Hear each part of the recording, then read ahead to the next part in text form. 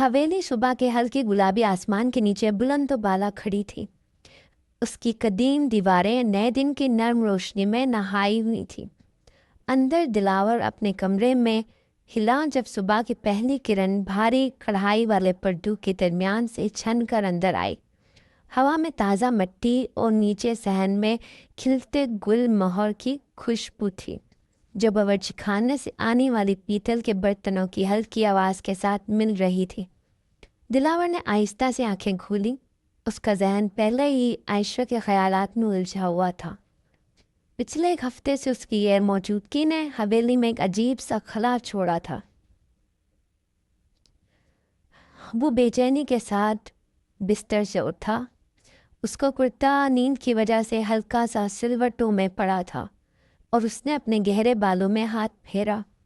कमरा अपनी बुलंद छतों और तराशा लकड़ी के फर्नीचर के साथ उसके सादा ख्यालात के लिए बहुत अजीम और आलीशान लगता था। वो ठंडे संगमरमर के फर्श पर नंगे पांव चला। उसके कदम खामोश थे और बालकनी की भारी लकड़ी के दरवाजे को धकेल कर खोला। सुबह की ठंडी हवा ने उसका इस्तकबाल किया, जिसमें नौकरों की बातें और जैस्मीन की मीठी खुशबू शामिल थी। नीचे हवेली का सहन जिंदगी की रौनकों से भरा हुआ था।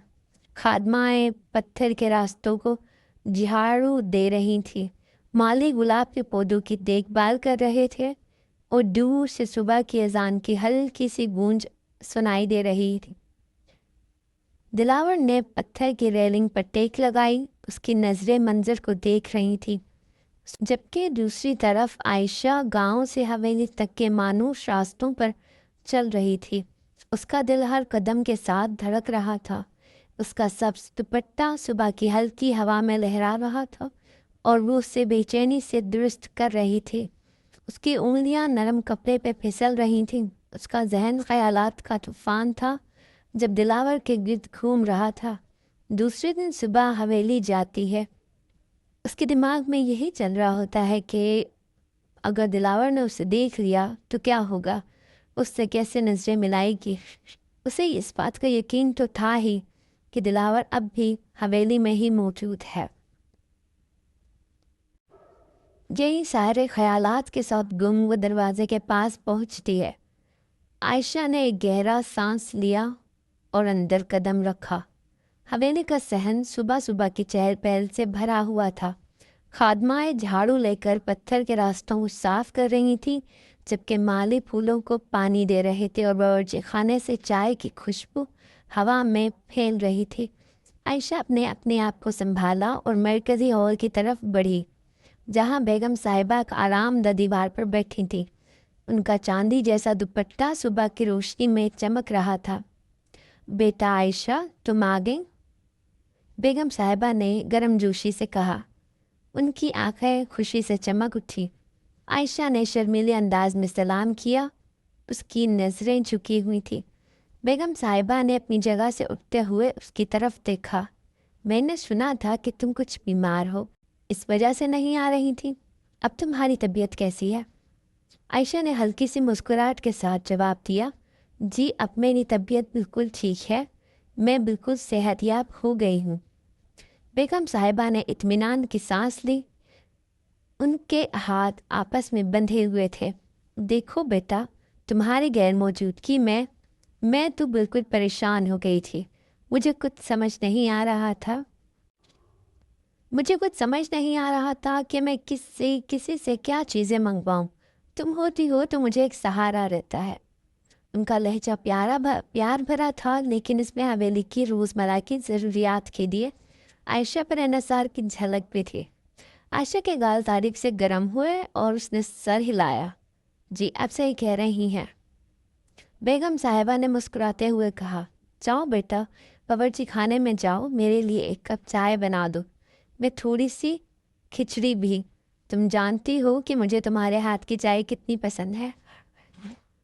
चाय बनाने के लिए किचन की तरफ बढ़ती है। हाँ, उसे वो सारी बातें याद आ जाती हैं कि वो कैसे एक हफ्ता पहले इसी किचन में खामोशी से अपना काम में मशगूल थी कि उसने अचानक दिलावर की आवाज़ सुनी थी, जो एक बेकसूर इंसान को سزا دے رہا تھا. اسے وہ سارے خیالات یاد آ جاتے ہیں، اسے پرانی ساری باتیں دماغ میں ذہن نشین ہو گئی ہیں. وہ اب بھی دلاور سے خوف کھاتی ہے اور دماغ کو ایک طرف جھٹک کر چائے بنانے میں مشغول ہو جاتی ہے.